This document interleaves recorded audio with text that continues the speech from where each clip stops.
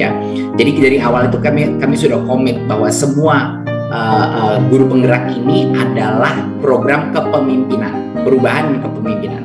Nggak ada gunanya kalau kita sudah capek-capek 9 bulan melakukan program ini dan guru-guru ini tidak diberikan suatu wadah untuk bisa melakukan perubahannya. Ini makanya saya dari awal sudah ingin memastikan bahwa guru penggerak ini adalah talenta pool untuk menjadi pemimpin-pemimpin kepala sekolah, pengawas, bahkan harapan saya juga sampai ke kepala dinas nantinya adalah semua dari alumni guru penggerak. Dan tentunya kami sedang merancang regulasi untuk mendukung program ini. Ya, jadi regulasi itu tolong sabar, ditunggu regulasi tersebut akan kita keluarkan untuk memastikan bahwa guru-guru dan alumni dari program guru penggerak ini benar-benar mendapatkan prioritas dan kesempatan pertama untuk menjadikan posisi-posisi kepemimpinan. Ya, dan tentunya mereka jangan lupa seperti tadi programnya Bu Rida ya, saling berbagi, saling belajar. Konsep daripada guru penggerak adalah komunitas, ya, komunitas pembelajar sama-sama, guru yang belajar gitu.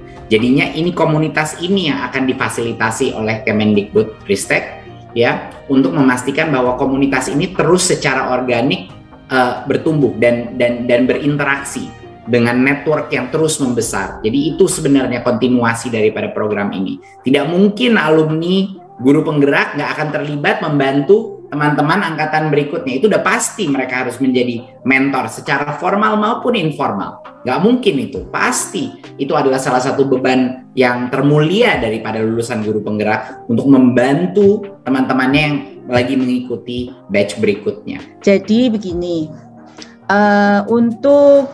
untuk tahun 2021 ini, semua pelatihan calon kepala sekolah dan calon pengawas sekolah masih menggunakan pola yang lama. Seluruh daerah yang menganggarkan APBD-nya untuk diklat Cakep dan Cawas itu diselesaikan tahun ini. Dan lulusannya masih bisa diangkat kapanpun, pokoknya masih bisa diangkat. Tahun 2022, seluruh pelatihan calon kepala sekolah dan pengawas sekolah melalui program guru penggerak. Jadi KSPS itu tidak lagi diklat calon KSPS, tetapi melalui PGP. Nah, siapa ownership-nya atau koordinatornya untuk melakukan diklat PGP, baik untuk calon KS dan PS, itu ada tetap di LP2KS. Jadi tusi menyiapkan kepala sekolah dan pengawas sekolah itu tetap sama dan leading sektornya masih di LP2KS. Itu ya, jadi itu informasi terbarunya. Saat ini revisi Permendikbud 6 tahun 2028 sudah dilakukan, sudah harmonisasi dan sudah tinggal paraf. Jadi ada beberapa perubahan yang cukup esensial terkait dengan revisi Permendikbud 6 itu. Perubahannya itu ada di mana? Itu antara lain perubahannya itu ada di syarat-syarat menjadi kepala sekolah dan pengawas sekolah. Syarat ini kalau untuk revisi Permendikbud 6 itu baru pada syarat untuk menjadi kepala sekolah, sedangkan pengawas sekolah itu masih mengacu karena dia adalah Jafung yang untuk mengubah dan lain sebagainya itu ada kaitannya dengan Permenpan RB, maka masih seperti itu. Tapi penyiapannya untuk menjadi pengawas sekolah itu melalui program pendidikan guru penggerak. Jadi ini saya ingin menunjukkan sedikit kira-kira arah perubahan yang berbeda itu apa. Itu di sini yang berbeda antara yang lama dengan yang baru. Jadi persyaratan penugasan guru sebagai kepala sekolah itu seperti ini. Kalau semula kan begini ya, semula kan ini persyaratan 1-9, kualifikasi akademik, kemudian itu 1-9, kemudian pengangkatan seperti ini, diangkat ini masa tugasnya itu 3 kali maksimal 3 periode, 1 periode 4 tahun, dapat diperpanjang 2 kali artinya 12 tahun. Ya ini tadi sekaligus, dan untuk masa ketiga dan keempat itu melalui uji kompetensi kepala sekolah atau tadi yang disebut dengan UKKS. yang mana uji kompetensi kepala sekolah berbasis portofolio digital, dan itu dilakukan oleh LP2KS. Bagi yang tidak lulus uji kompetensi kepala sekolah, daerah tidak bisa memperpanjang lagi di periode keempat. Ada pertanyaan semacam itu. Ini saya sebut saat ini ya, di dalam screen teman-teman semua sudah terlihat ya, saat ini seperti itu.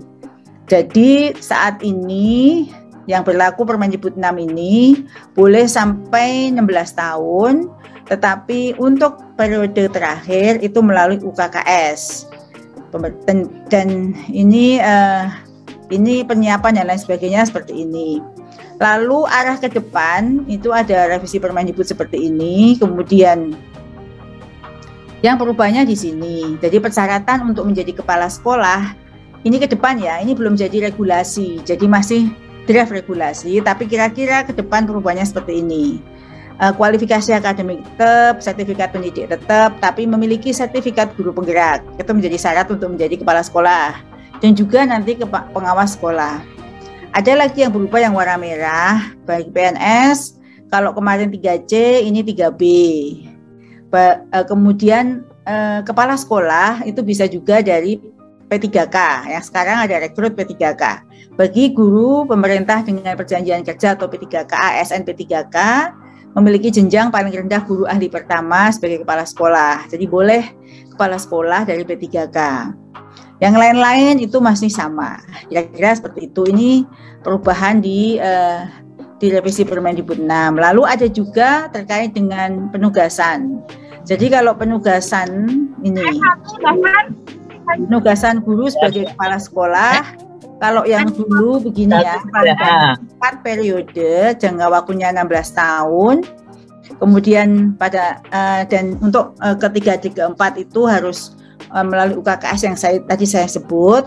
Maka di yang baru arah ke depan itu tidak perlu UKKS. Jadi mereka dapat bertugas paling lama 4 periode. Jadi 4 periode. 4 periode, jadi bisa 16 tahun tanpa